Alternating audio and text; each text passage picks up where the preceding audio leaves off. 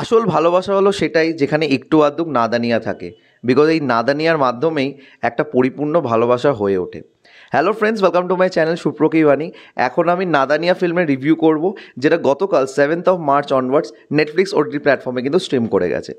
এই ফিল্মের ডিরেক্টর হচ্ছে সোমা গৌতম। এখানে কাস্টিংয়ে আছে ইন্ট্রোডিউসিং ইব্রাহিম আলী খান, খুশি কাপুর, এছাড়াও আছে দিয়া মির্জা, সুনীল শেট্টি, মহিমা চৌধুরী, যুগল হংসরাজ, अर्चना पुरान सिंह, स्पेशल অ্যাপিয়ারেন্স মিজান জাফরি সহ আরও অনেকে।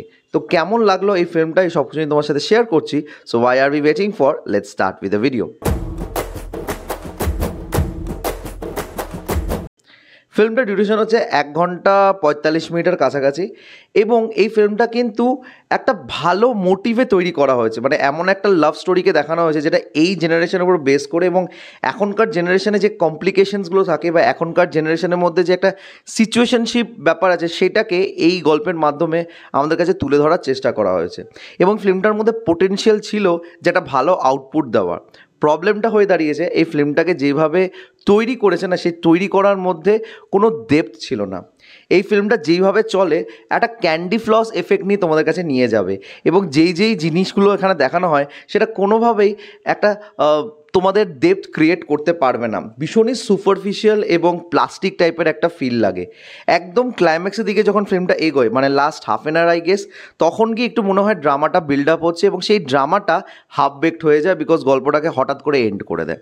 মানে এখানে প্রাইমারিলি অর্জুন আর প্রিয়াকে নিয়ে গল্পটাকে বোনা হয়েছে, বাট তার সাথে সাথে দুজনের ফ্যামিলি এবং দুজনের যে একটা ক্লাস ডিস্টিংশন এবং তাদের যে পয়েন্ট অফ ভিউটা, সেটাও কিন্তু ক্ল্যাশ করানো হয়েছে, যেটা সামহাও তোমাদের মনে করাবে রকি আর রানি কি প্রেম কাহিনীর কথা।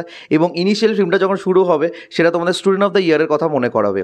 ওয়েট, এটা ধর্মা প্রোডাকশনসের আন্ডার থেকে আসছে বলে এই দুটো ফিল্মের রেফারেন্স আমি দিচ্ছি না, তবে যেইভাবে ফিল্মটাকে সাজানো হয়েছে সেখান দিয়ে আমি বলছি কি। তবে এতজন স্ক্রিন প্লে রাইটার এই ফিল্মটার মধ্যে থাকা সত্ত্বেও একটা পরিপূর্ণতা এই ফিল্মের মধ্যে নেই। এবং এই যে নামটা দিয়েছে নাদানিয়া, আলটিমেটলি ফিল্মটা শেষ হওয়ার পর মনে হবে আমরাই বোধহয় নাদান যে এই ফিল্মটাকে এরমভাবে ওয়াচ করছি। স্টিল ফিল্মটা আমি পুরোপুরি খারাপ বলবো না, একদমই বলবো না, এটা আমি কিন্তু পুরো অনেস্টলি বলছি, ফিল্মটা পুরোপুরি খারাপ নয়, তবে ফিল্মটা একটা ভালো ফিল্মও নয়। ফার্স্টলি এই ফিল্মটার মধ্যে যে পারফরমেন্সেস আছে লিড কাস্টের, অর্জুন আর পিয়ার যে চরিত্রটা প্লে করছে ইব্রাহিম আলী খান অ্যান্ড খুশি কাপুর, সেখানে একটু প্রবলেম আছে। সেটা আই থিঙ্ক সবথেকে বড় প্রবলেম, বিকজ লিড কাস্টের অভিনয় তোমাদের খুব একটা মন জয় করবে না। খুশি কাপুর পরপর 3-4টে সিনেমা করার পরে এই ফিল্মে মনে হচ্ছে একটা কিছু আউটপুট দিয়েছে, যেন আমি লাভ ইয়াপ্পার ক্ষেত্রেও বলেছিলাম। But Ibrahim Ali Khan needs to work on his accent and the way he speaks. ভয়েসটা খুব ভালো, মানে একটা হিরোইক ভয়েস আছে, বাট সেটাকে কিভাবে থ্রো করবে এবং কিভাবে একটা ইমোশনের সাথে সেটাকে ফ্লাকচুয়েট করবে, মানে মডুলেশনটা, সেটার জন্য তাকে কিন্তু ওয়ার্ক করতে হবে।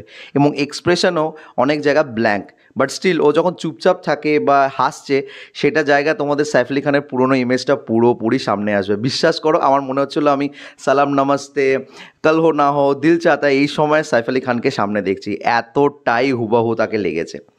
এই যে অনসম্বল কাস্ট আছে, বাদবাকি যারা ফ্যামিলি মেম্বার্স হয়েছে, তাদের অভিনয় কিন্তু সামহাও এই ফিল্মটার মধ্যে একটু হলেও স্পার্ক ক্রিয়েট করবে, বিকজ ড্রামাটা তাদের ফ্যামিলি মেম্বার্স এবং তাদের গল্পের মাধ্যমেই কিন্তু ক্রিয়েট হয়। বাট তাদেরকে সেইভাবে স্পেস আউটই দেওয়া হয়নি, বিকজ গল্পটাকে কনসেন্ট্রেট করা হয়েছে অর্জুন আর প্রিয়ার উপর দিয়ে। গানগুলো কিন্তু বেশ ভালো, এবং অবশ্যই একটা রিকল ভ্যালু আছে। স্পেশালি ইস্ক মে গানটা তো আমার ভীষণ ফেভারেট। পুরো কম্পোজিশনটা করেছে সচিন জিগার প্রত্যেকটা গানেরই, এবং প্রত্যেকটা গানে একটা মুড সেট করে দেবে যখনই ফিল্মের মধ্যে আসবে।